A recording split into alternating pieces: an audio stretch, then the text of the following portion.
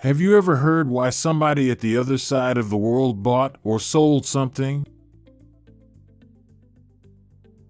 Just because you add more indicators to your chart, you will not get a more dependable entry signal. All my systems are probability based, and I have traded the Brexit votum in 2016, the Euro-US dollar crisis, and the Swiss franc disaster in 2015. There are people who believe everything, and there are also traders who need to analyze everything, even the smallest detail. That is the other end of the scale. Unpleasant negative feelings can influence us strongly. To survive good and bad weather, you need a good system to adjust your sail, because you can't adjust the wind. I have found one thing that is very significant and a great advantage.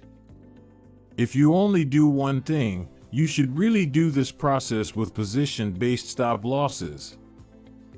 Because you will find that your stop loss settings have the biggest impact on your trading results.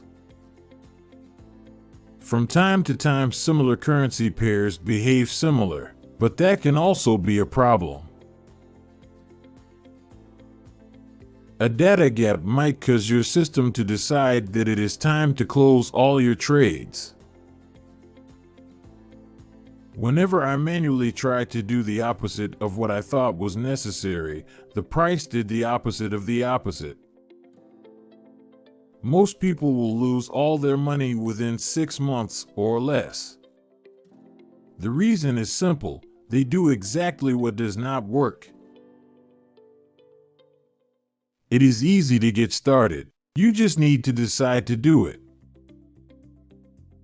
In January 2015, the Forex market went crazy.